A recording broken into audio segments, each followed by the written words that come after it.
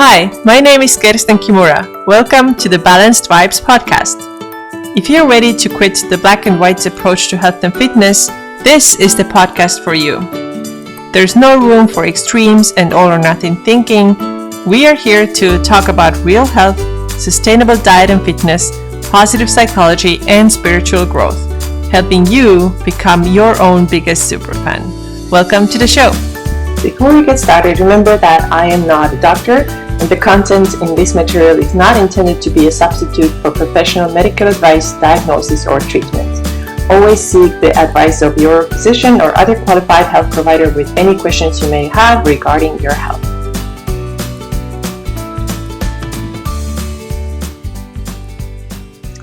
Hello everybody, welcome back to the Balanced Vibes episode, and I am here with my friend Ashley Pardo. Ashley is a chef, but she's also a business coach and also a nutrition coach. So you are wearing many hats, Ashley.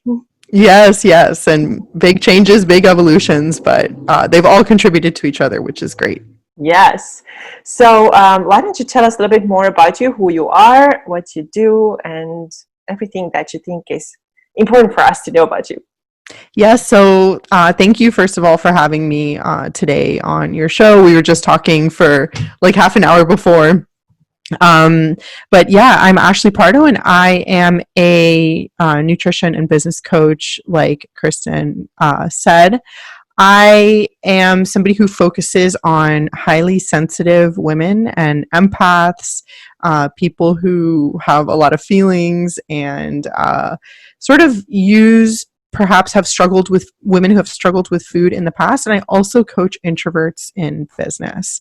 That really all started, now my business is fully online, but that really all started because I struggled with food my whole life. Basically, I had eating disorders growing up. I had bulimia, I had anorexia, orthorexia, like all the eating disorders I had. And it was really cooking that helped me heal my relationship with food, which was really interesting to me because I think many people spent a long time struggling with food, and it's honestly, I think most women. And in that process, you end up hating food, you end up resenting it, you end up really having this distorted relationship with it, and you try to get away from it as a result. Like, I hate it so much, this thing is so annoying, why is this so easy for most people to navigate? Why can people eat without, thinking about it? And food occupies my mind so much, and my bandwidth and my energy. But in embracing your relationship with food, loving food, getting closer to it, cooking, going right into the struggle, that was when I started to heal. And when I started to get this brand new relationship with food and with myself as a result. Like, my life fully changed the moment that I embraced the fact that I loved food, I loved eating, I liked pleasure, and most women don't, or at least if you're struggling with food, you don't really embrace that. And for me, it was a powerful gateway to discover myself and to get nourishment, because if you struggle with like alcohol or drugs or something, you can just like stop doing those things, and like that's the end of like the struggle. I mean, you have to like work at your sobriety or whatever it is, but when people struggle with food or they have eating disorders, you have to eat every day. So you have to, like, multiple times a day. So you have no other choice than to go straight into it. So that's really what I do with my women, is not only give them a sustainable relationship with food that helps them reach their goals. I have a system called Intuitive Macros, where I combine intuitive eating and macro tracking, so that they can, if they want to lose weight, if they want to feel better, they can do it responsibly, and they can end up keeping it off through changing their mindset. I truly believe that if somebody, and I know you talk about this too, that if somebody doesn't change their mindset around food, then they're going to continue to struggle. Like, the issue is just going to keep coming up over and over and over and over again until, like, it'll never end until you deal with it. So in this case, the only way out is through. So After I ended up struggling for a long time, I went to cooking school. I got my master's in food studies and nutrition. I ended up working on farms in Italy, getting really up close with the organic food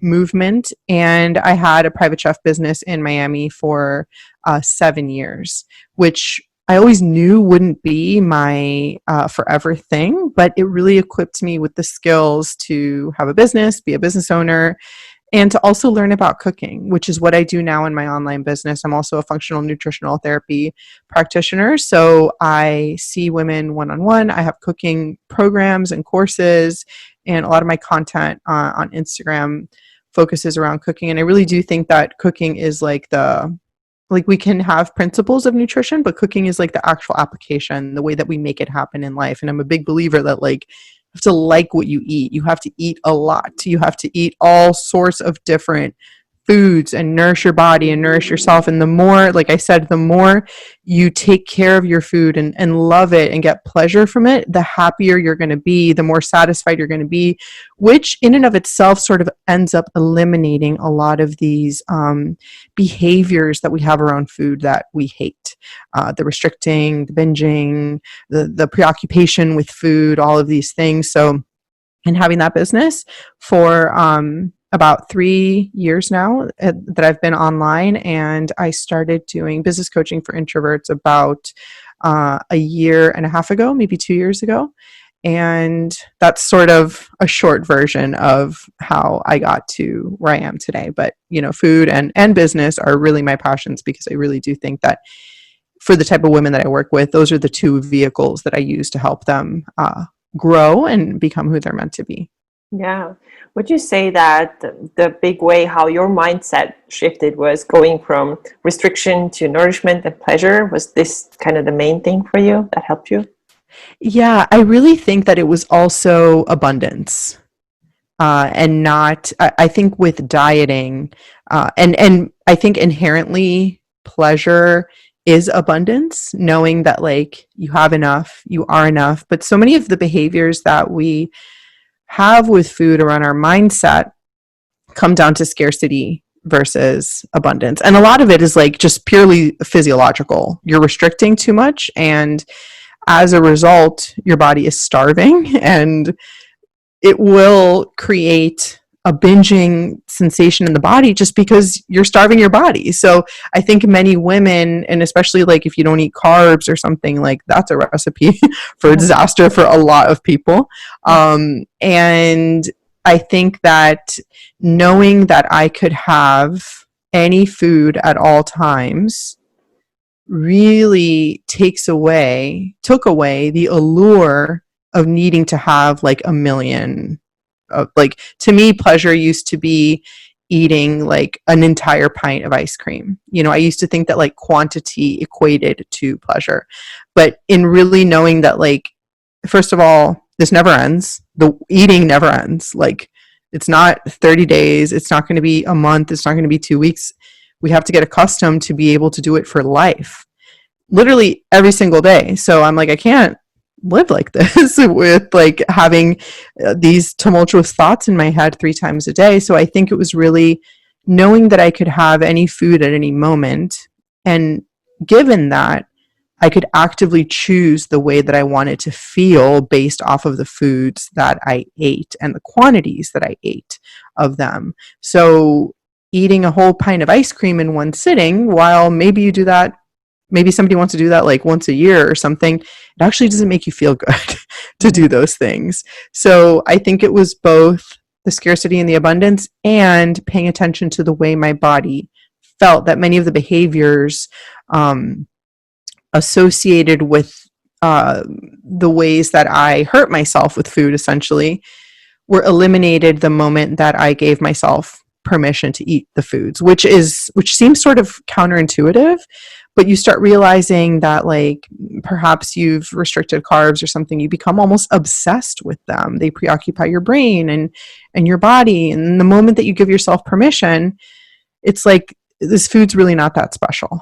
Yeah. And it turns from this willpower dance back and forth. Can I? Shouldn't I? How much? When? It's like this obsession that you could be in it for years. into something that's like, you know what, because I love and I care for myself so much, it's actually not appealing to me to do those behaviors anymore. So it's not about controlling or actively restricting or depriving yourself. It's putting the focus back on you and saying, how do I actually want to feel today? It's actually not comfortable for me to eat like 2 chocolate bars in one sitting. It's going to make me foggy, and I have stuff to do, and I want to exercise, and I don't want to feel bloated. So I think in the loving and the caring for yourself and really being present with food, you don't end up wanting to eat a ton of it, and or at least a ton of the things that make you feel like crap. So it turns into like behaviors becoming not appealing and you actively choosing not to do them versus that's, I think of it sort of like a slingshot. Like the more you restrict, you just kind of like pull back, or like an arrow. And like the more you do it, the faster it's going to come back in the form of a binge or something. And when people hear like, just love yourself, be kind to yourself, and that's how you're going to fix your relationship with food, they're like, okay, thanks. That's like actually not helpful at all. But I think that through time, you begin to learn that that's what it really comes down to, that if I actually cared for and loved myself, that I wouldn't do these behaviors with food. And that goes into like examining your beliefs, what you think you deserve, and all of those different things. So kind of a multi-layered answer, but no, it's a really good answer. So how would you say, if you could put it in a timeline, can you say, okay, it took me this amount of time to come to this realization that, okay, I can actually eat things and I don't want to eat like an entire pint of ice cream or 2 large chocolate bars. Did it take you long to figure it out? Was it like a trial and error for you? I would say that it took me, it was actually, I read a book. I don't know if you've read it. It's by Janine Roth called Women, Food, and God. It's an incredible book. If the, I don't know if you've talked about it to your listeners or I have something. not talked about it. No. It's an amazing book. It was the book that really changed my mindset around food. And the moment I read it, I went and I had been restricting tons of foods. I read it and she was like, you can have foods, any food you want at any time. You just have to like listen to your fullness levels.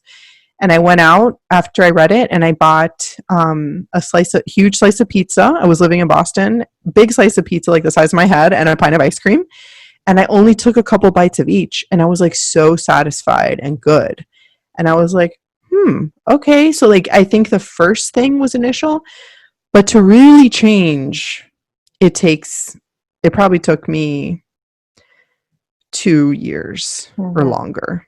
2 or 3 years, because I think sometimes like when people come to their relationship with food, they didn't get there in a day or a month or a week. You've spent decades there. So we can't expect us to get out of this struggle in just a month or 2 months or 3 months. And I think sometimes you have to feel like crap so many times in order to not tolerate that behavior from yourself anymore, to not self-sabotage. So this journey is not linear. Even if you work with a coach, like you will quote unquote mess up, you will sabotage yourself, but all of those things are really valuable pieces of data, really valuable pieces of information, because the way that I deal with food, yes, there's principles. Yes, there's tactical tools and things like that. But my relationship with food and the way that I eat is going to be different from everybody else's. So it's important to not compare yourself in your journey and to just go straight into your journey and trust that you will come out letting go of the timeline one day. And it's like, I really do think that when you begin to heal your relationship with food, you're not noticing that you are trying to change it anymore. You're just kind of like living your life. Yeah. And one day you're like, maybe I don't struggle with this as much. It's not like a light switch. Yeah. It doesn't happen in a moment. Yeah. It doesn't happen in a moment. You have to, I really do think that especially with food, you have to feel like crap a lot. And then one day just like be like, I'm not going to put up with this for myself. And it's not like it just ends. It still takes effort and thought for me. In order, I mean, it's not to the point where it's easy for me. and I don't think about food, but like I still have a brain. I still love sugar. My brain loves pleasure and things like that. So I still have to be mindful of the things that I eat and how those things affect me. And then the work is like being like, okay, what is worth it for me today? Yes, there's going to be some days where I maybe eat a little bit more stuff that doesn't make me feel great. I don't do that all the time. It's not usually not worth it. But like if I'm with people or celebrating something, then yeah, that adds to the experience. So, sometimes I eat just to eat and get through the day and feel good. Other times I'm eating and that's feeding like my body, my muscles, my brain. Other times I just want to feed my social, the social part of myself or my soul or nostalgia or culture, whatever it is. But it's really about discerning like when is it worth it, when is it not. Most of the time it's not worth it for me to feel like crap.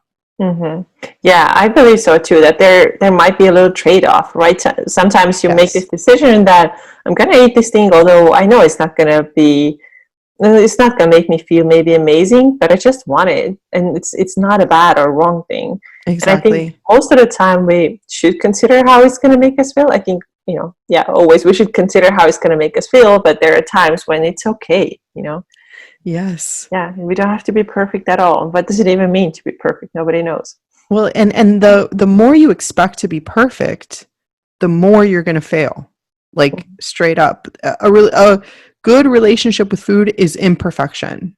So the faster you can get to your version of imperfection and the faster that you are okay with being imperfect. Because with food, it's like we put this moral, like, okay, if I just like don't eat sugar for like this whole week and I eat my perfectly, counted out macros and I do all of this stuff, then that's going to be the answer. But that doesn't give you any wiggle room for life. Like now most of us are in quarantine still, and we see how much for me it's really impacted me not being able to be in my normal life and just be stuck at home all the time. And you begin to realize how much food and fun things are studied in our lives. And I think it's about knowing like when is it worth it for me. Like for example, I'm gluten free, and it's never worth it for me to eat gluten. Like I haven't eaten it in like 6 years. I'm very adamant about not eating it because it'll make me feel like crap for like 5 days. Wow. And it's just not worth it. So that's like never. And it's not from like a restrictive place. It's just like, I don't want to feel bad for that long. Alcohol is the same thing. Alcohol really doesn't make me feel great. But like, for example, this weekend, I had alcohol, I had sugar. It was really fun. And then I didn't feel awesome afterwards, but I just get back on to my way of eating literally right after. Yeah. Because I enjoy it and I'm like super present in it. And then afterwards I'm like, all right, now I'm ready to get back to the way that I felt. So we need wiggle room. We need breathing room. We need release. We need fun. Yeah. So you thinking that you can't have that, like if you're on a plan right now that is not allowing you for that, that's the wrong plan for you. Totally. Yes. Like no matter what the plan or what the diet you're doing, there has to be room for your favorite things. This is what I really firmly believe in, because sooner or later there's going to be this sort of like a tipping point where you just cannot handle the restriction anymore. And then you most likely going to overdo it. And then the emotional, beating yourself up and then trying to be super clean again. And this is a roller coaster I think we all have been on. So it's not worth repeating anymore. No. And that's what we think it looks like. That's what we think it really is. We really think that it's about like stringency, restriction, deprivation and all of that. But a long-term eating plan has to include the things you love. And I think to different degrees. So for example, like I love peanut butter. I eat peanut butter every single day. I love Greek yogurt. I have that every single day. I love maple syrup. I eat it every day. Granola, same thing. These are things that like weren't perfect. I came from like a lot of paleo stuff. So like these were things that were like, oh my God, like devil food. You can't have that stuff. And I eat those things every day. They don't make me feel bad, but things like baked goods, or like I was saying, alcohol, those are things that make me feel not great at all. So I'm more discerning about when I'm going to have that. Maybe I'll have it like every couple months, or just on a more limited basis. And if I do that, then it's more special. When I do choose to have it, I can really dive into it. But most of the time, like, I just don't want to feel the way that it makes me feel. So it's about learning, like, okay, which foods can I have every day and in what quantity? Which foods can I maybe have once a week and in what quantity to not make me feel bad? So I think each food and each type of food, the degree to which it affects us is different. So it's about learning, like, how often is it worth it for me to have this thing? Like, some people do best having like a little bit of a treat every single day. And I'm not that person. I'd rather have like I have foods I love every single day, but I don't have like refined sugar every single day. For me, it just doesn't work. Yeah. So maybe I'll have it like a couple times a month or something, but that's what I've learned. In order for me to, again, going back to the feeling baseline, for me to feel the way that I want to feel, that cannot be a part of my daily life. And I know that because I went through it like so many times to learn that the way that I want to feel has to be congruent with the way that I eat, and vice versa. And it's so individual. Like you said, some people do want to eat like a piece of something, a little bit of sugar every day, and that's fine, but that's not fine for you. So we gotta realize that it's not worth it to just take someone else's approach or diet and just try to do the same thing, because if you don't know yourself, then you're gonna make bad decisions. You have to get to know yourself and see, okay, does a little bit of sugar work for me every day, or does it not work for me? And with all the other foods too, instead of just copying others, basically. Yes. Which is what we do when we're in that struggle. It's like we get obsessed with what our friends are doing, or following Instagram accounts. Like, what's this person eating? How much are they eating? What are their macros? And, and I share my food, but it's just like, hey, here's an idea for you. Yeah. So everything is individual. And I used to be, I don't know if you're familiar with Gretchen Rubin's like abstainer moderator. Yes. I'm definitely an abstainer. So it doesn't work for me to have those things daily. For many people, that is the exact thing that keeps them and prevents them from binging. Yes, it is so true. I would say I used to be an abstainer and now a moderator. So it can also change. It can change. Exactly. Yeah. And you have to be open to that, your relationship with food being fluid and flexible, and you changing and you being flexible, and your body changing too. I used to not be able to tolerate dairy. Now I eat a ton of dairy every day and I feel great. Maybe it won't be like that forever, but I am 100% enjoying it right now. So I think staying in your lane, keeping your eyes on your own paper, as hard as that may be, and honoring your own psychology, your history, your physiology is very important. And that is much harder than like, hey, here's this eating plan that you should do forever. It is harder. Yeah. It's way harder, but it's absolutely the only way that you will have a sustainable relationship with food forever. If you struggle with food, because going through that process will teach you the lifelong tools that you need in order to discern the changes that you need to make. Yeah, absolutely. So you are also doing macro coaching. You are helping people figure out the macronutrients for their goals. Yes. So how do you combine these two? Because I think it may sound like, okay, you say like, okay, be super intuitive and listen to your body. On the other hand, what are the macros doing there? I think people can be confused. So can you explain it? Totally. And yes, I totally understand the hesitation that people can have, especially if you are an intuitive person or a sensitive person. But the truth is that to me, macros are really just a tool for you to learn awareness, to learn portion size, to learn what your body needs. Because actual nutrition is important. Macronutrient composition of foods and our plates are important, especially if we want to build muscle mass, especially if we want to be properly fueled for our activity. So And I do think that it's okay if somebody wants to lose fat. I used to be very hesitant about the fact that I coached that because of the anti-diet movement and because I come from a background of eating disorders. The line there is very murky and the waters are a little bit blurry there sometimes. But I do think that if somebody wants to lose weight, which is or change their body or build muscle, which is a totally valid thing, if you want to, you do whatever you want to do with your body. Like, it's your body, and nobody can tell you what it's going to take in order for you to feel physically comfortable in your body. Even if you want to change it just so you can see your butt, so you can see your ab lines, like, or any ab, like whatever you want to see on your body. If you want to, it might not look the exact way that you want to. Your goal weight might not be your goal weight.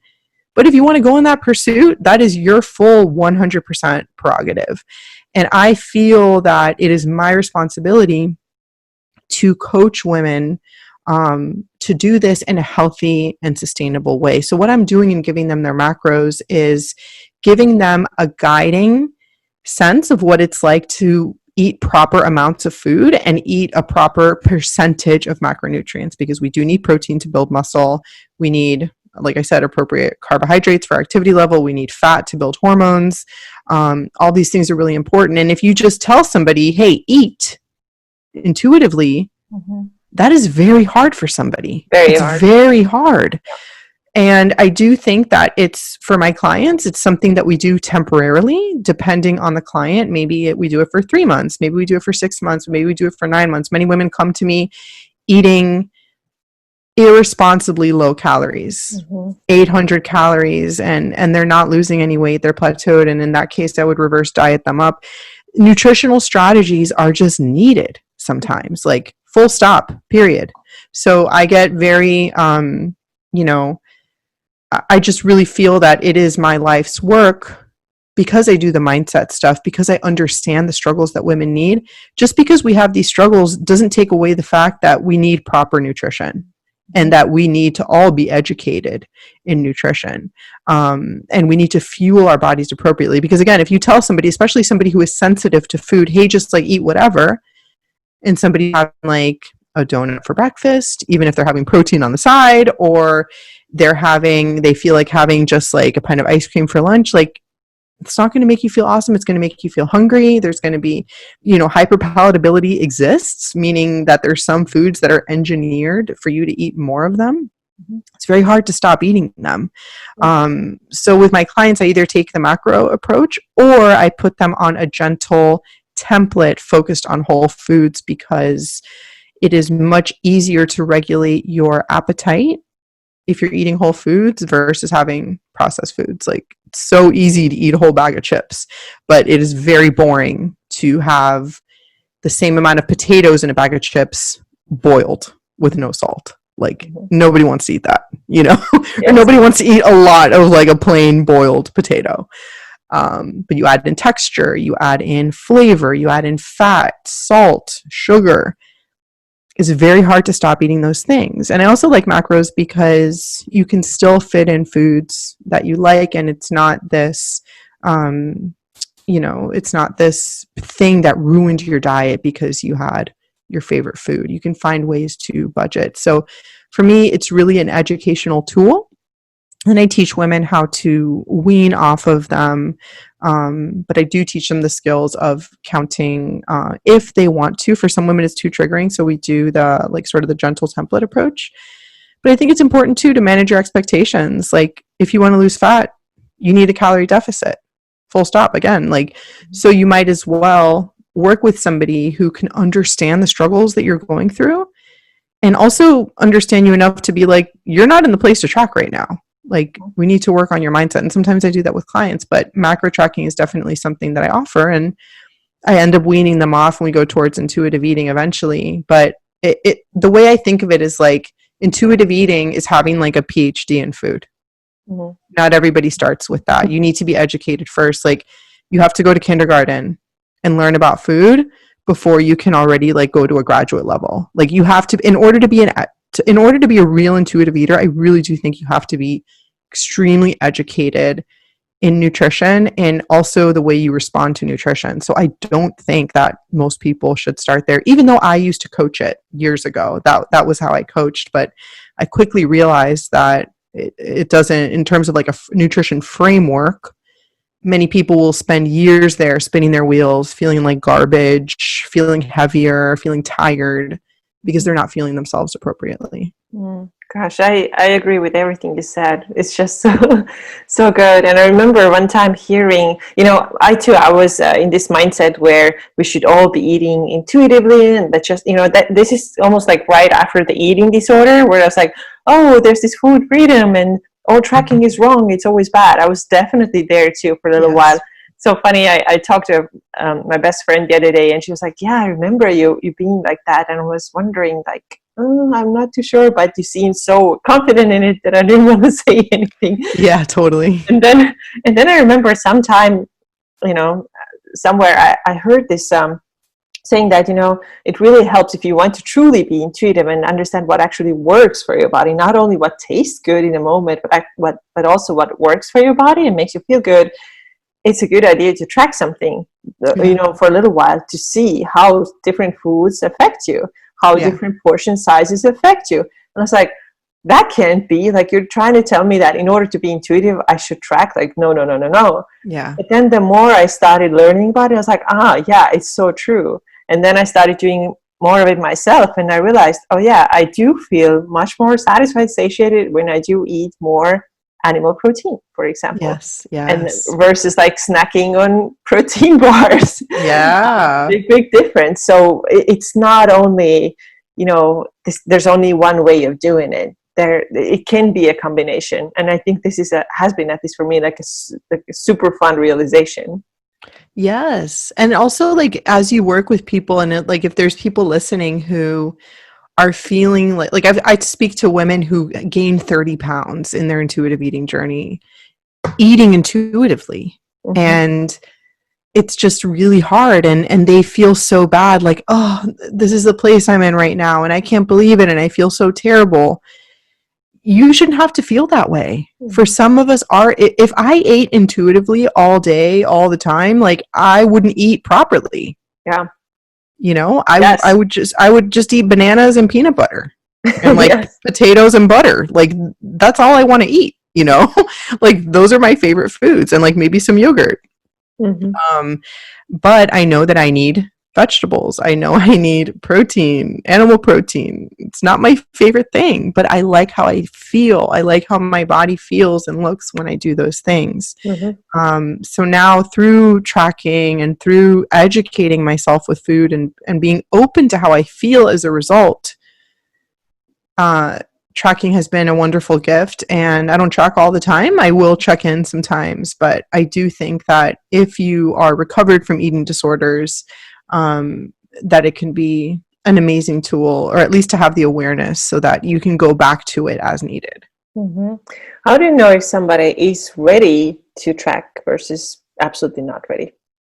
If somebody is in an active eating disorder, and that means that they're having, the difference between an active eating disorder and eating disordered behaviors is really just the frequency of it.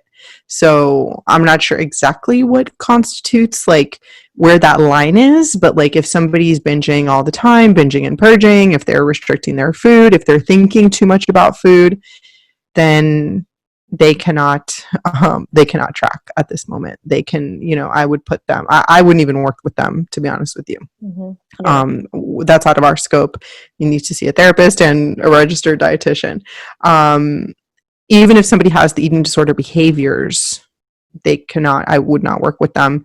I would say that if tracking makes you feel more free, it's for you.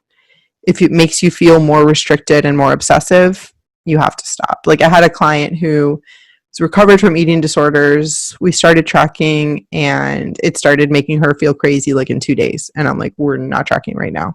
Mm-hmm. And maybe we can check in with it in a month or 2 months. But right now, this fat loss cannot be your goal. You need to switch your mindset. And it takes a really long time. And I think you need to be open to it taking a long time. In our society, we're used to instant gratification with food, and we don't give ourselves the appropriate timing, which sometimes it can take years to heal. Like you did period stuff for a long time and healing hormones, and that can take years to get that back.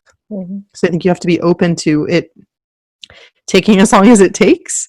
Of course, results can come quickly, yes, if you put in the work and the effort, but some people like are not there, and it's okay. Like there's no rush for you to have a different body, for you to look a certain way.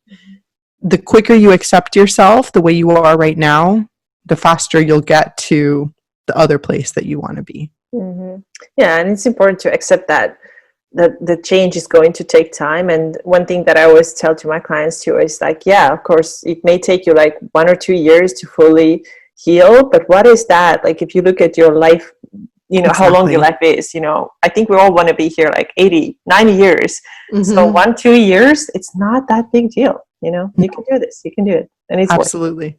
It's 100% worth it. And I always tell them too, like, you can always go back to dieting. Yeah. If that's safer, if you liked it, you can always go back, but dieting will not give you the tools that you need for lifelong sustainable eating. Yeah. And a couple of weeks ago, I also talked to Ashley Fillmore on the podcast, and she said about macro tracking that for her, it was actually a helpful tool to help her eat enough, because that's another thing. Like you said too, it's crazy that our women are eating 800 calories. It's a real thing. Yes. And so now when you give somebody like a gradual plan, maybe, okay, we're not obviously going to go from 800 to 2000 overnight, because that can also be this will have some serious health, consequences if we do that so quickly. But you start on a gradual plan, and then you start noticing how you're feeling better. And then it's going to be a tool for you to eat enough, because otherwise you would maybe still eat 800 calories because you have no hunger signals, really. Exactly. And especially to eat enough protein. Yeah. Like I have to track protein, or at least now I had to track it so I know what it looks like over a day. Because if not, literally never going to eat enough like quote unquote intuitively. Never. So for me also, like, to make sure we eat a lot more food than we think, you know, most women aren't eating enough. And I know that you talk about this. And for some of us, you have to get to that point where you spend deliberate time gradually raising your calories. Especially if you're lifting, if you're an active person, you need a lot of food. And it's a fact that you need a lot. And that is a big narrative that that I had to dismantle in my own brain for a long time, because I grew up like, I come from a Latin family. Everything is about being small, about just eating like a piece of lettuce and like saying I'm full and I'm good. And I'm like, but I'm starving right now, you know? So I think dismantling that narrative in my brain took a really long time, because it used to be very triggering for me to like see a big plate of food, or to think that I could eat this much. And now I'm like, I celebrate my big plates and the volume that I eat and all the carbs that I get to eat and the fat and and like, I feel great. And I think I look great too. And it's a mindset shift of restriction and having to deprive versus nourishing yourself and feeding yourself, which is a process. But most women need a lot of food. And if you're not there yet, you can get there. You're not going to be the only person in the world. And I know this because many women think this. I'm literally going to be the only person in the world that can eat only 1,000 calories forever. And people are terrified, but it's a process. I really do think most women need over 2,000 calories. Yeah, I agree. Absolutely. Especially those who are active, they need more than that. Yeah. And we're trying 2,000 plus. And we're really trying to get by here, like 1,200, or like eating 1,600 seems like I should be guilty now because I ate 16. I'm like, if I'm eating 1,600 calories, I am freaking starving. And I know I haven't even tried it for years because it's just really, really dumb, to be honest. Yeah. That's like what I have like after lunch. Yeah. You know? Yeah, totally. Absolutely. You know, sometimes my breakfast is like, I don't even know, close to 1,000 calories, you know? Yeah. And you don't, like, if you're not functioning well in the other areas of your life, if you are tired, if you can't sleep, many women can't sleep because they're not eating enough carbohydrate. cortisol is too high, and yeah. Blood sugar drops down. Blood sugar, it's all big things. All the body is very wise. It's going to run on science whether you want it to or not. You know, like the body is really, really smart, and food is the fuel we need in order to function, to think, to move, to build muscle, for you to live. For me, it's really about allowing women to live the life that they want to live, so that food doesn't have to be a struggle, and they can eat in a way where thinking about food doesn't take away from them living their purpose. It adds to it, and they can feel free and good and appropriately fueled in their brain and body to go do what it is that they're meant to do in the world, whether that's being a mom, whether that's being a CEO, whether that is doing whatever your life looks like that makes you happy. That's really where my work comes from. Like, that's really where it stems from, because for me, food and thoughts of my body stole years and years and years of my life, and it was so painful and so terrible that I never want anybody to have to go through it again. And I honestly, at that moment, I really didn't know that there was another way. Yeah, sure. I know exactly how you feel. I feel like some years of my life were just deleted from my memory because I was so obsessed with everything, and I had major brain fog because of undereating and all that. Oh my God, I totally relate. Yeah. So people like to see what other people eat. They love it. So tell us, what do you eat? I'm sure there's probably no like exact things that you eat every single day that is the same, but give us an example of what you eat in a day. So like I said, I eat every morning. I have a yogurt bowl. So I have Greek yogurt with like 2 different fruits, usually a banana. Banana's like my favorite fruit, and I love eating it because I avoided it for years.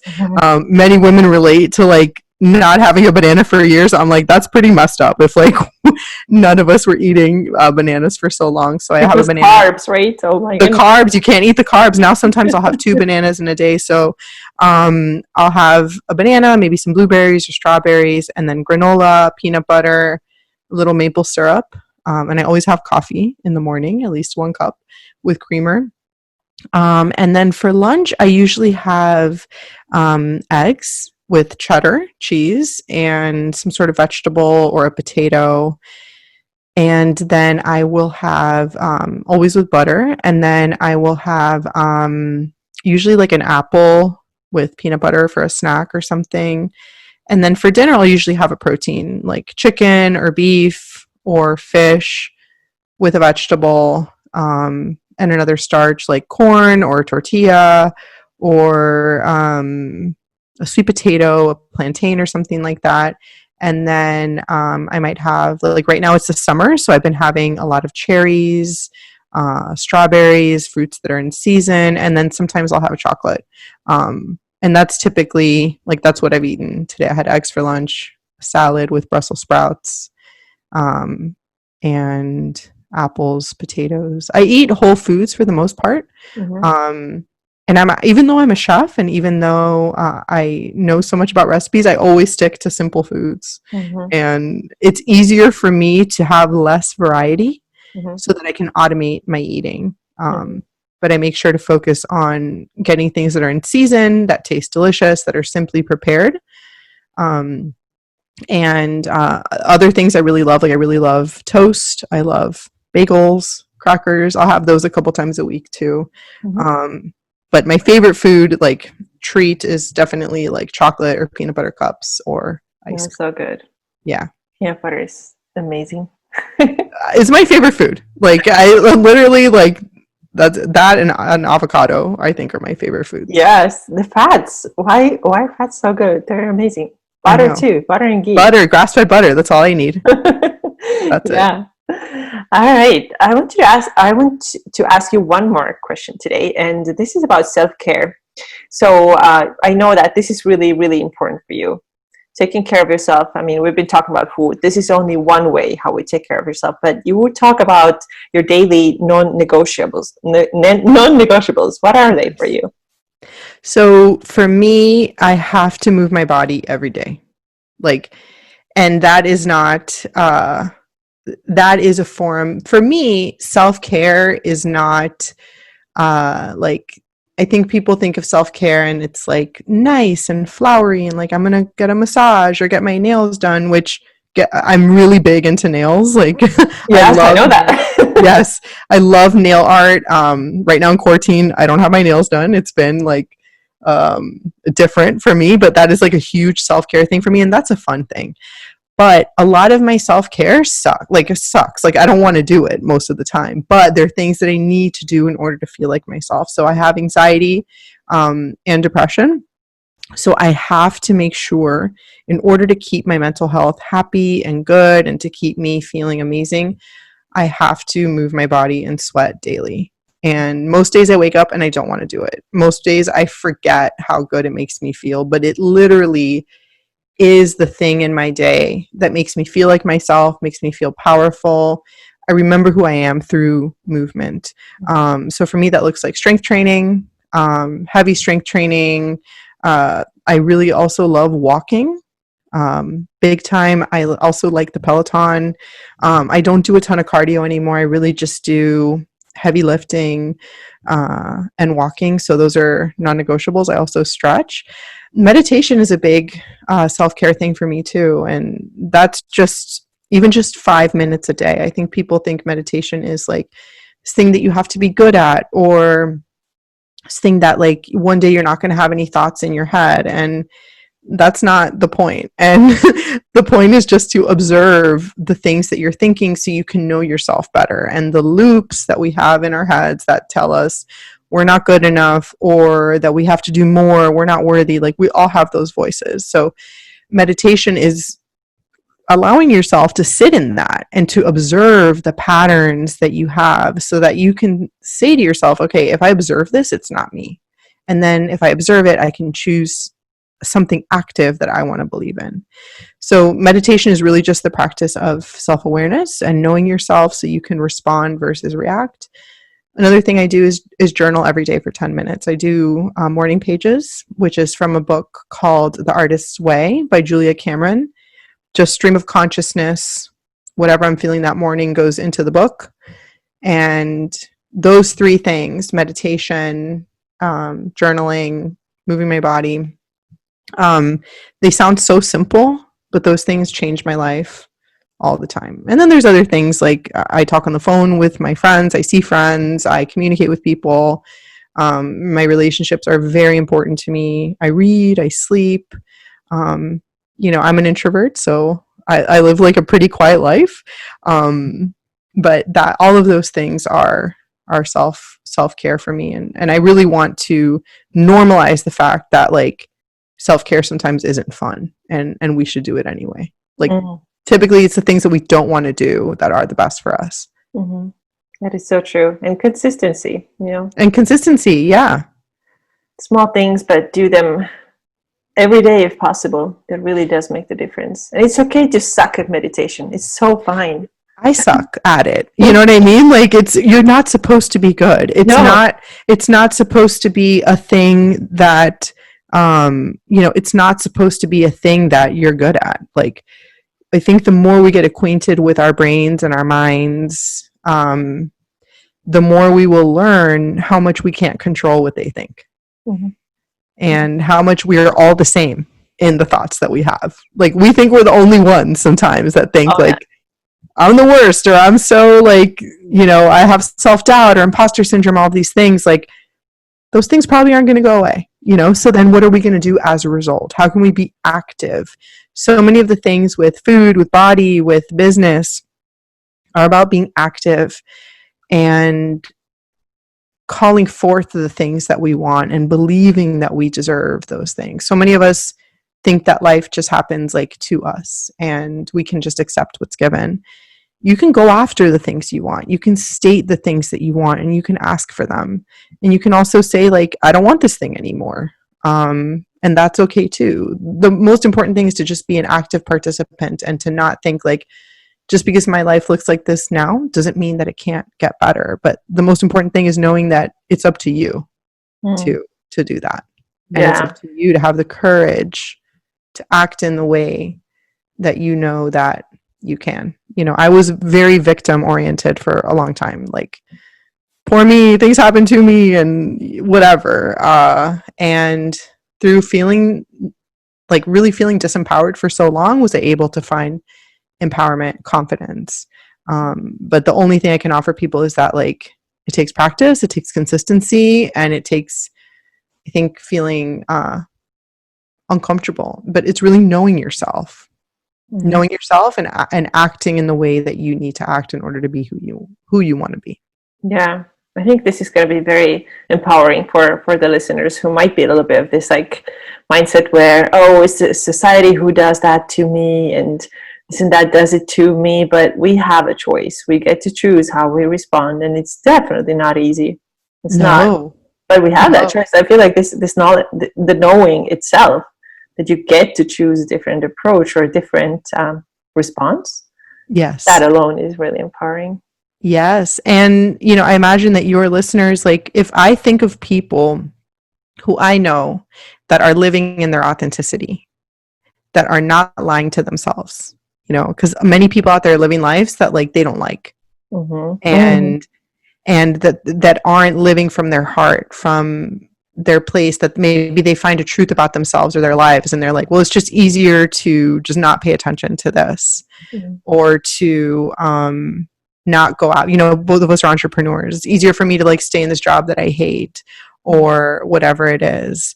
Most people live like that, and if you're there right now and you have the itch inside of you to maybe do something different, like you just have to take one step. Like you don't have to go from 0 to 60. But I think that it is so few people who truly live from their authenticity and from their heart, and are courageous enough to ask for the things that they want and to go after them. You deserve it. Like you deserve to tell yourself the truth. You deserve to take the courageous action to get the things that you want. Like it is a rare thing to see that. And it's so interesting to me, because like we only have one life. Yeah, at least in this body. At least in this body, yeah, exactly. Yeah, exactly. Okay, so it's been so fun talking to you. I really love chatting with you. You have this really, really calming presence too. I just feel like I am so calm right now. I'm feeling so zen. I don't know how to do that. Oh, thank you so much. Yeah, I love that. Amazing. A lot of people tell me that. Yeah. So I really appreciate you, and I'm grateful that you said that also. Thank you. Thank you. So is there anything that I didn't ask you but you think would be really, really important to add? I really think that just taking home the point of like, if you're out there and you're wanting to change something and you are feeling unsure about something, like it really just starts with tiny, consistent steps, whether it is changing your relationship with food, whether that's changing the way you move your body, whether that is moving to another city or something. You just have to take one tiny step today.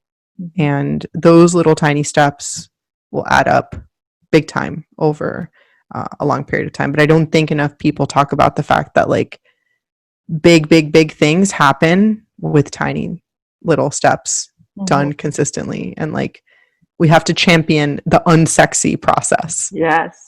It's like in many people say in online business that the overnight success was, how is the saying go? 10 years in the making, right? Yeah. It's the same thing. True. Small steps. Yep. It's really, really true. Absolutely. Yeah. Well, thank you so much, Ashley, for sharing your knowledge with us. It's been great talking to you. Thank you, Kersten. I had a great time, and thank you to the listeners if you're still here and you're still listening. Okay, thanks everybody, and I will talk to you again. Bye. Bye. Thanks so much for listening to the Balanced Vibes podcast. If you liked the episode, please subscribe and also leave a 5-star review on iTunes. For more about me, check out my website urbanjane.co. Yes, that's CO and not com. And connect with me on Instagram, where my username is Kersten Kimura. That's KerstenKimura. Until next time.